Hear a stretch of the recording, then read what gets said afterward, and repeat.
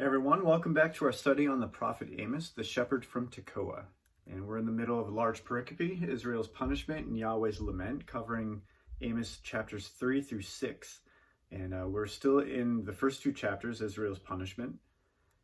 And the outline that we've been looking at and going through, the ones that are checked off, is what we've looked at so far.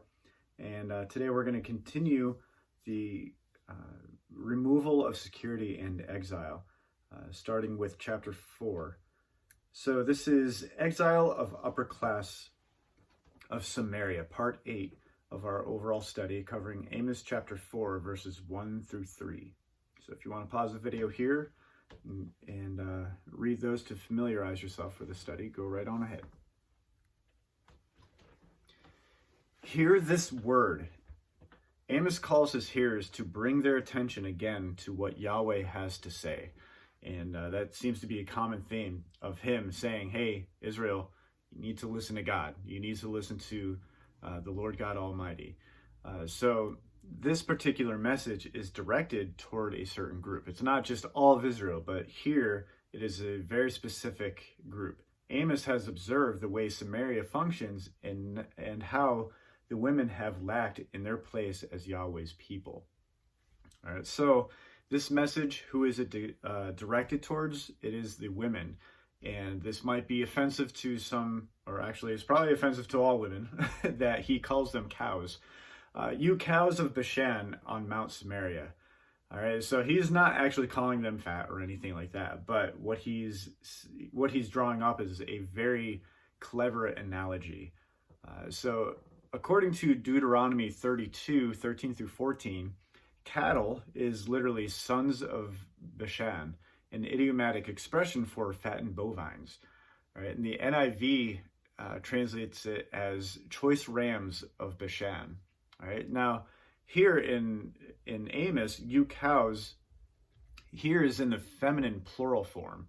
Bashan is known for fine timber, rich pasture and lands, and amazing cattle.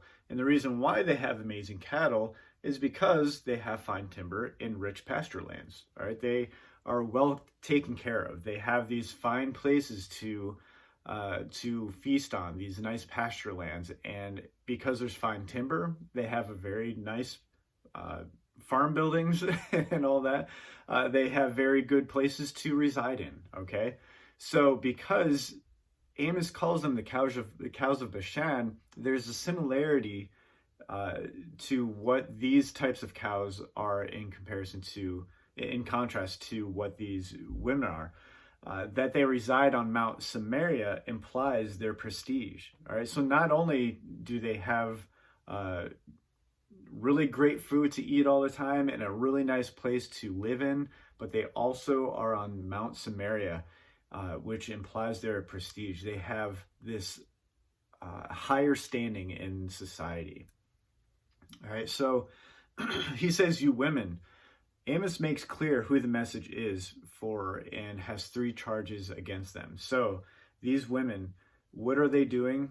First, who oppress the poor. As the women pamper themselves with the finest of riches, the poor are succinctly neglected of the basic needs to live. All right, so if you read those other verses there, Proverbs 14:31 and Ecclesiastes 4:1 through 3, we can see very well what the oppression of the poor really entails, and why it actually happens, because of the upper class taking advantage of them and not doing anything to help them as well. The second one, and crush the needy. The women exploit the needy for their own advantage rather than help them. That they crush them echoes in part their own demise via the renowned earthquake. All right, so they crush the needy. It's one of those deals where they're going to get exactly what they've been giving. All right, so for example, if they're crushing them, yes, they're also going to get crushed. And how that may happen is by that renowned earthquake that was mentioned at the beginning, and other places throughout Amos. All right, and the third one, and say to you husbands, bring us some drinks. All right, so is this a marriage or is it a master-slave relationship?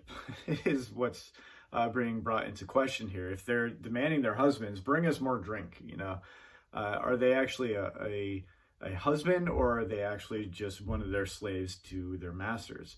All right, take note that they are held accountable according to their very own words. Okay, so everything that they do, yeah, they even demand, bring us some drinks. Where are these drinks coming from exactly? Where have they gathered them from?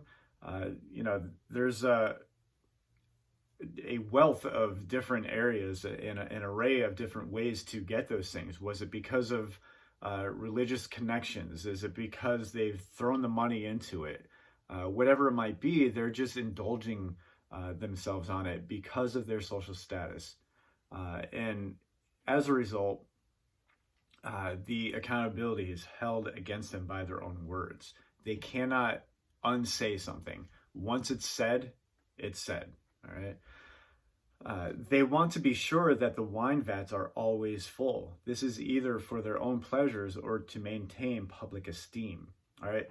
Now they're on the Mount of Samaria, so they have this social standing, and people need to view them continuously as someone of high standing. So if they keep on saying, "Bring us some drinks," husbands, go make sure that we always have these drinks. Fill up the vats. Make sure these bottles are always filled.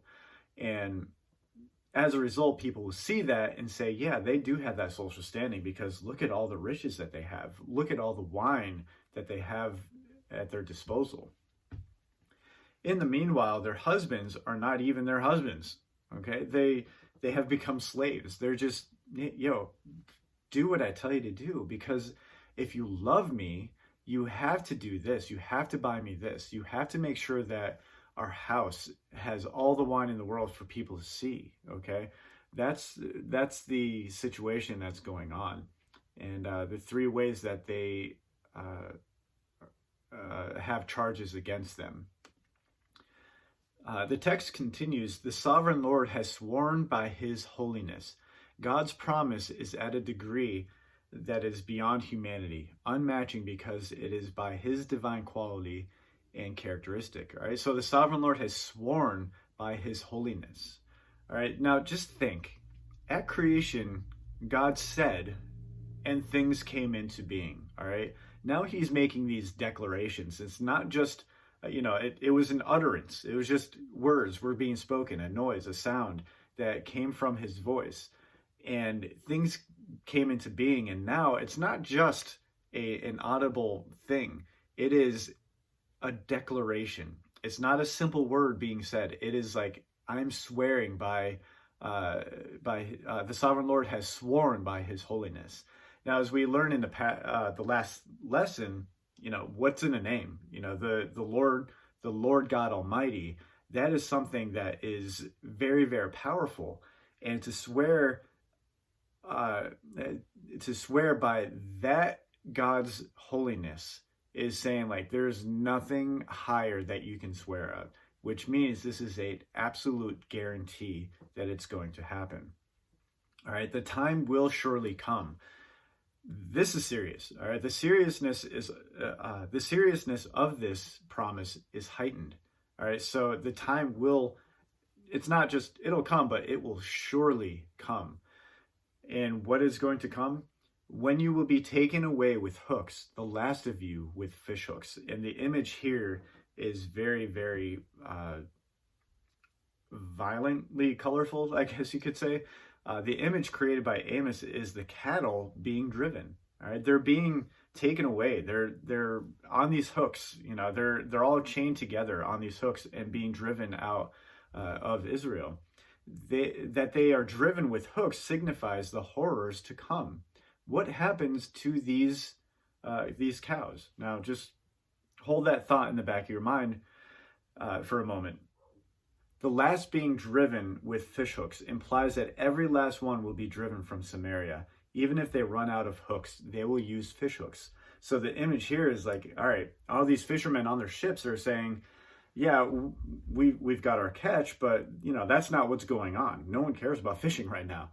These people are going to be exiled and taken out of Samaria with hooks. They're going to be joined together, chained up together, and driven out of there. So many people that they run out of hooks. So they go to these ships, they take the fishermen's hooks and start using them.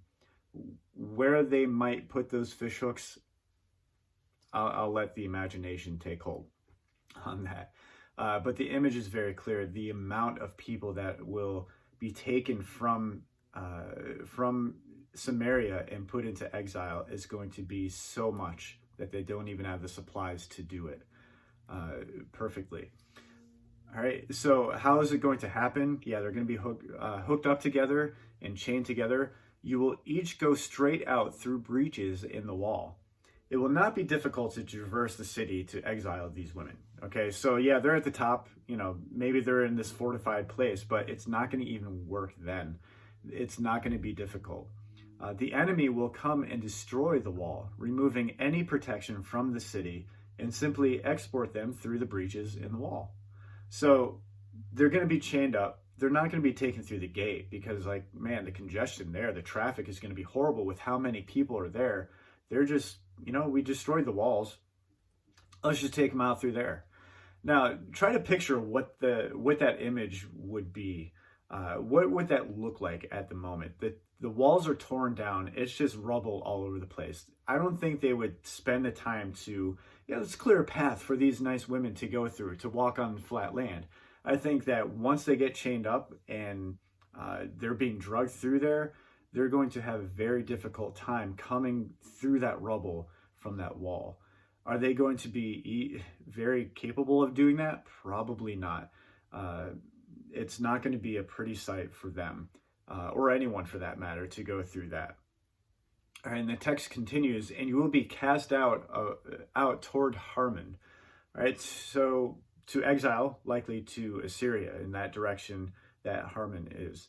The women will be treated according to how they had wanted to be treated, like the pampered bovines of Bashan. All right, and here's the twist. What happens to these bovines who eventually go to slaughter? That is just nerve-wracking. The image there, the way that they're treated, they want to be pampered, so yeah, they're going to be pampered, and they're going to be taken advantage of according to that pampering. They've made themselves so great, so to the point where, all that greatness is going to be given away then. All right, so this twist in this area of this section of Amos is just, it sounds very offensive to begin with, like calling them fat or something, but no, this is what's going on. You are going to go to the slaughter because of how you've been treating others, and that it's declares the Lord. This is not Amos's promise. All right, this is God's guarantee.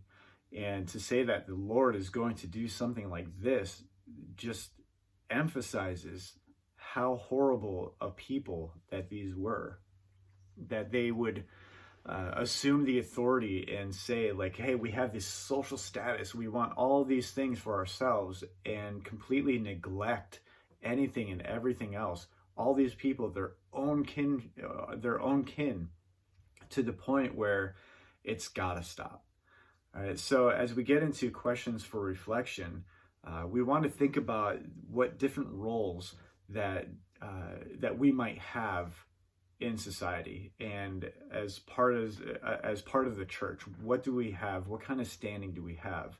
And what we're doing, really question, is this something that the Lord would want me to do in glorifying Him? What authority are we assuming compared to what authority that we do have? All right, so I know this is a very violent and tough section to really, how can we apply this to our lives or anything like that? But it definitely is something to contemplate on concerning ourselves within our community and within our churches. What kind of things are we about in order to glorify God? Would we be considered on our way? Are we considering ourselves at the top of Samaria? Are we considering ourselves at the top because the way that Jesus taught it is that if you're going to serve others, you need to be considered last, not first. Right? We need to pick up our cross daily and walk that walk. All right. So now, questions for reflection. What roles have been assumed by the men and women of Samaria? How does the Lord describe the women? What does it communicate about those particular women? What charges are brought against them? What image is being described as the people are taken? With such a warning, how would I respond? How do I respond to knowing consequences? All right. Thank you very much for listening in. We'll see you out there. God bless.